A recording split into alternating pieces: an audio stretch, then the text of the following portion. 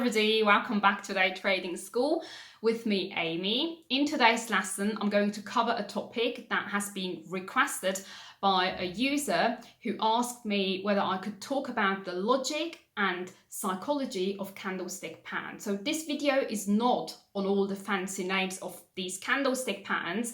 The opposite is the case. You already need to know a lot in order to understand today's video. I'm going to focus on candlestick patterns because I believe that it is very important to understand the very fundament, the alphabet of technical analysis, rather than using tons of indicators. So the purpose of today's video is to help you improve your skills when it comes to reading and understanding candlestick patterns in order to predict price direction. My name is Amy and I upload educational videos all related to day trading to my YouTube channel. Besides my activity as a day trader, I also work as a lecturer here in Switzerland. And that's the reason why it's very important for me to read the comment section in order to understand whether a video was helpful or not. Because when I usually teach in a classroom, I always see my students' reactions, and this is actually not the case here on YouTube. Make sure to subscribe to my channel and like this video if you enjoyed the content. All right, so let's get started with today's lesson or program or video. Now, when it comes to candlestick patterns, they can be put into two major groups. Why is this actually important? This is important because when you open up a chart, you want to understand quite quickly whether candlestick patterns are reliable and whether they express continuation or reversal. Now, candlestick patterns can be single candlestick patterns, doubled or triple. More than 3 candlesticks forming a particular pattern basically means that this is a price pattern. Now the 3 secrets of candlestick patterns are the following aspects. Number 1 is the more candlesticks form a particular pattern, the more reliable. Number 2, the higher the time frame, the more reliable a particular pattern is. And number 3, use candlestick patterns in order to understand the overall idea. Now, candlestick patterns are either a signal for continuation of the current price direction or they express reversal. This idea sounds very simple and you must be already familiar with it, but the trick is that this actually works very well when you focus on the higher time frames. Ask yourself, how do banks actually trade? They don't focus on the lower time frames because they are actually trying to catch the bigger movements and not the small things. So it just makes sense to focus on the higher time frames, look out for reliable candlestick patterns and ask yourself whether they actually mean continuation or reversal. And depending on the overall market structure, it either means continuation or reversal, like the one in the example. All right, now we have focused on the reliability of candlestick patterns. We said double, triple is more reliable than single candlestick patterns. And we have focused on the direction of candlestick patterns. Now, just because you spot a bullish engulfing pattern, this doesn't automatically mean continuation, right? It depends on the overall market situation, for example. Now I'm going to talk about the 6 functions of candlestick patterns. These are the 6 functions I have actually spotted, and this is based on my own experience, not written anywhere. So if it doesn't work for you, let me know in the comment section down below, because sometimes there is, just a misunderstanding, etc. Now, the first one is candlestick patterns. They tell you something about the overall logic, which you have to clarify at the beginning of each month and to which you have to come back by the end of a particular month. And they say something about the overall sentiment. The market is driven by fear and greed. Now, let me show you something. You first open up the monthly chart and you try to understand the overall logic. We are obviously stuck in a ranging market. And this happened in June, the bearish engulfing in June and then July and August, right? The current month.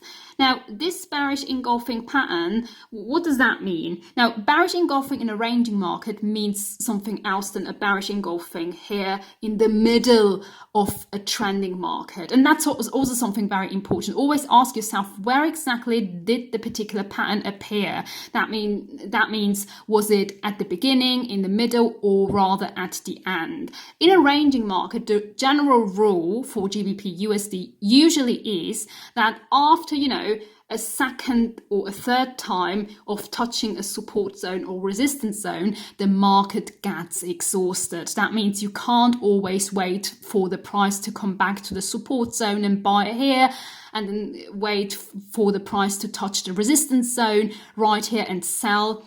It doesn't work like this. You really have to, after two times, usually the market gets really exhausted and you can't just apply that same strategy again and again, what basically leads to the fact that you end up waiting, really.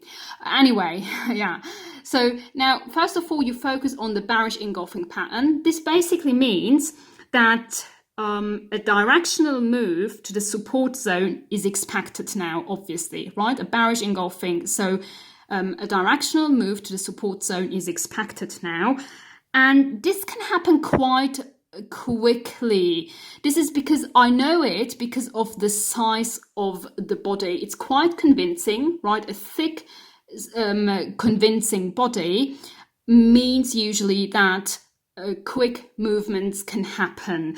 And a quick movement to the support zone can also mean that, this was just led by fear. And that usually leads to the fact that people sell quite quickly, but then price comes back quite quickly. And this actually happened on the weekly level, right? So price went down quite quickly and then went up quite quickly. And this already shows that market participants seem to be quite exhausted, because, it went down quite quickly, came back quite quickly. And that's the reason why this month was very slow, and the support zone needed to be tested once again, because this happened quite quickly. Now, if you get a confirmation pattern in the middle of an uptrend, this usually shows how strong the trend is or how strong the price movement is. That means candlestick patterns say something about the strength and reliability of the market, and they tell you where to enter and where to exit. Now, let me show you an example. Now, let me show you something. This is GBP USD 23rd of August. I'd like to clarify the question, what do these Doji patterns actually mean? Now, in order to answer this question, we have to ask ourselves where exactly they appeared. They appeared at the very beginning of the London trading session, and they appeared right after the 36 zone was touched but not broken. And they appeared after market participants decided to leave this sideways movement, right? And after they decided to basically go up, right? After they tested the support zone, they decided to move up, and then you have two Doji patterns with slight red bodies. These Doji patterns basically mean one thing. They mean that these are good entry points, and this is it. They don't mean anything like reversal pattern or anything like that. They don't mean danger. They don't mean trouble or price correction. Because of the reasons I have just said.